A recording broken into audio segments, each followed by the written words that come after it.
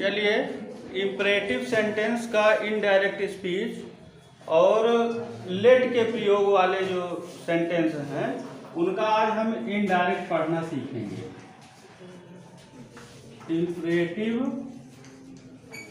Sentences, ठीक, late वाले वाक्य। देखिए लेट वाले वाक्य में भी तीन चीजें एक्सप्रेस हो सकती हैं: ऑर्डर, रिक्वेस्ट और advice.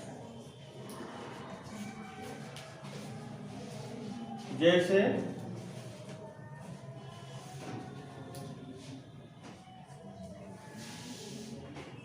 the officer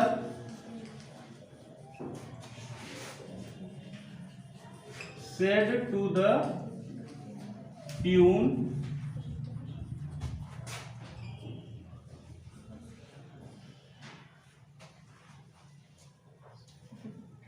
the officer said to the peon, let him come in. The officer said to the peon, let him come in. देखिए ऑफिसर ने प्यून से कहा लेट हिम कम इन, उसे अंदर आने दो। अब इस वाक्य में ये जो रिपोर्टेड स्पीच है लेट हिम कम इन, ये ऑर्डर है, तो इसको हम इनडायरेक्ट में बनाएंगे तो लिखेंगे द ऑफिसर। अब ऑर्डर है तो ordered the peon, the officer ordered the peon that him को जो है अब सब्जेक्ट बना लेंगे, दैट ही, और लेट को क्या कर लेंगे, should come in. The officer ordered the peon that he should come in.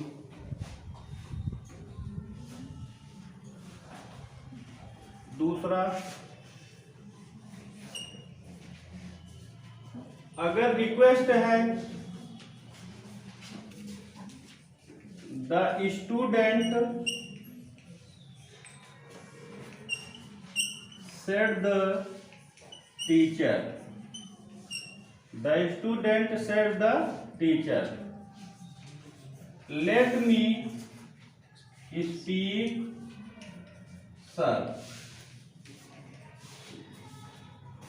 The student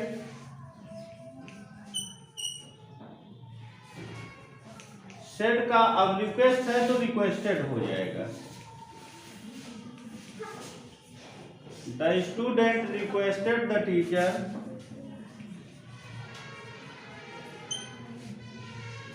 the student requested the teacher। इसको हम टू से भी कर सकते हैं, टू लेट मी का जो है स्टूडेंट के हिसाब से हिम हो जाएगा, to let him speak. The student requested the teacher to let him speak। एक बिट इसकी और है सॉल्व करने की, the student requested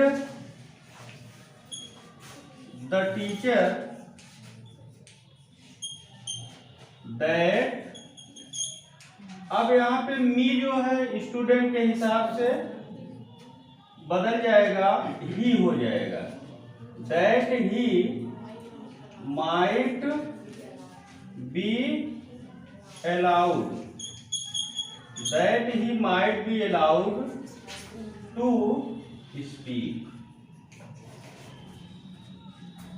it means इधर जो है सेड को हमने रिक्वेस्टेड बना लिया, ये तो हम पहले भी बताए हैं, ऑर्डर है तो ऑर्डर, रिक्वेस्ट है तो रिक्वेस्टेड। एक इसको हम टू लेट से कर सकते हैं, टू लेट हिम स्पीक, मतलब उसको बोलने दिया जाए। और दूसरा that he might be allowed से कर सकते हैं। तो दैट स्टूडेंट के हिसाब से ही प्रोनाउन लगा लिया गया, माइट बी अलाउड मतलब उसको अनुमति दी जाए टू स्पीक बोलने की, that he might be allowed. चाहे आप इस बीच से करें चाहे इस बीच से, दोनों करें। तीसरा आ जाते हैं,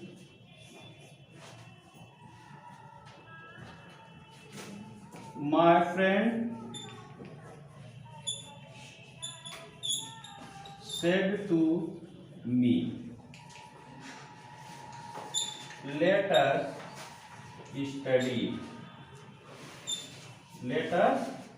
study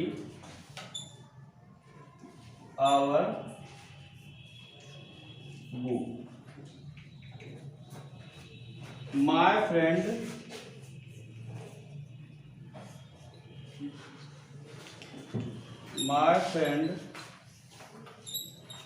proposed me that, अब अस का भी या दे अर्थ के अनुसार जो भी सुटेबल हो उसको कर देंगे।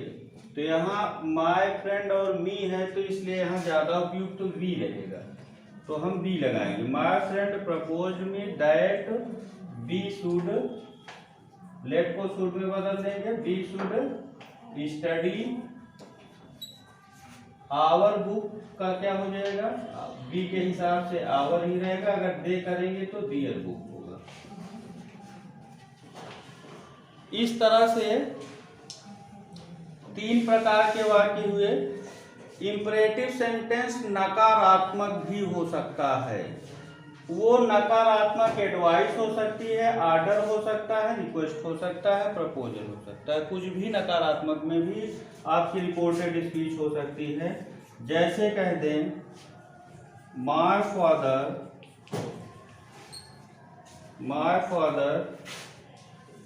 Said to me, my father said to me don't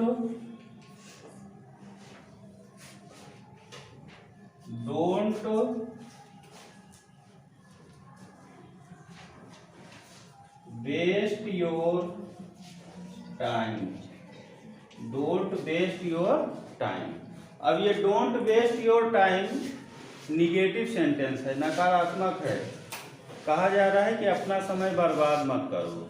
तो इसको हम इस नियम से भी कर सकते हैं, जैसे अब ये एडवाइस है, सलाह है, या प्रपोजल इसको कह सकते हैं, या सजेशन कह सकते हैं। तो my father suggested me, my father suggested me, my father suggested me। अब डोंट है तो not to waste my time. और दूसरी इसकी विधि है माय फादर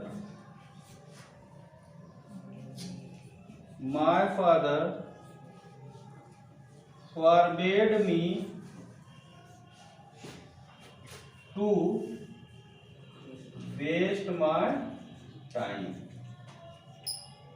देखिए फॉरबेड मतलब होता है मना करना, मेरे पिता ने मुझे मना किया टू वेस्ट माय टाइम, मेरा समय बर्बाद करने से। तो अगर फॉरबेड लिखा हुआ है तो there is no need to make it negative sentence में you will not write here not, आप यहाँ पे जो है नॉट नहीं लिखेंगे। फॉरवर्ड के साथ नॉट नहीं रहेगा, ध्यान रहे नॉट का जो सेंस है वो फॉरवर्ड में आ गया है ऑलरेडी, इसलिए जब फॉरवर्ड लगाएंगे तो यहाँ not to waste my time नहीं लिखेंगे, तब टू वेस्ट माई टाइम उसको पॉजिटिव कर देंगे। और अगर सजेस्टेड, रिक्वेस्टेड, प्रपोज्ड कुछ भी ये लगा रहे हैं तो यहाँ से नॉट टू लगाएंगे। इस तरह से ये 4 जो एग्जाम्पल हैं ये लेट के जितने भी वाक्य हैं उनके लिए सफिशिएंट हैं। सारे सेंटेंसेस आपके लगभग इसी पे बेस्ड रहेंगे, कोई भी इससे इतर नहीं जाएगा। एक बार फिर से ध्यान से समझ लीजिए, लेट वाले वाक्यों में भी एडवाइस, रिक्वेस्ट और ऑर्डर होता है। ठीक, जैसे नॉन लेट सेंटेंसेस आपने पढ़े उसमें भी जो है ऑर्डर, एडवाइस, रिक्वेस्ट होता है, उसी तरह से लेट में भी होता है। जैसे पहला सेंटेंस देखिए, द ऑफिसर सेड, अगर कोई उच्च अधिकारी अपने से छोटे को कह रहा है, कोई सेना का अफसर कह रहा है सिपाही से कह रहा है, टीचर कह रहा है स्टूडेंट से कह रहा है, तो टीचर का कहना तो ऑर्डर भी हो सकता है, सजेशन भी हो सकता है, दोनों हो सकता है। या फादर कह रहा है सन से, ऑर्डर हो सकता है, सजेशन हो सकता है। आपके एल्डर ब्रदर कह रहा है यंगर ब्रदर से, तो वो ऑर्डर भी हो सकता है और सजेशन भी। आप यहाँ जो अर्थ है उसके आधार पे ऑर्डर्ड होगा कि सजेस्टेड होगा, इस चीज का विचार करेंगे। तो सेड टू को हमने इधर ऑर्डर्ड कर दिया। The officer ordered the peon let him come in, इसका अर्थ हुआ उसे अंदर आने दो। दैट ही शुड कम इन, मतलब उसे अंदर आने दो। तो कम इन का क्या हो जाएगा, गो इन कर दो, इसको चेंज कर दो। वैसे कुछ सेंस में कम इन भी सही रहता है, उसको हम डिस्क्राइब करेंगे आपको बाद में, कि कभी कभी कम का कम इन ही रहता है। तो हाँ, गो इन मतलब उसे अंदर जाना चाहिए। ठीक है। The student said to the teacher let me speak sir. The student requested the teacher, इसमें रिक्वेस्ट का बोध हो रहा है, तो हम सेड टू को चेंज कर देंगे रिक्वेस्टेड में। The student requested the teacher to let him speak, उसे बोलने दिया जाए। या दूसरा इसका कर सकते हैं, the student requested the teacher that he might be allowed to speak, मतलब उसे बोलने की अनुमति दी जाए। तो that he might be allowed से कर सकते हैं या टू लेट से भी कर सकते हैं। तीसरा देखिए, my friend said to me let us study our book, मेरे मित्र ने मुझसे कहा कि आओ अपनी किताब पढ़ें।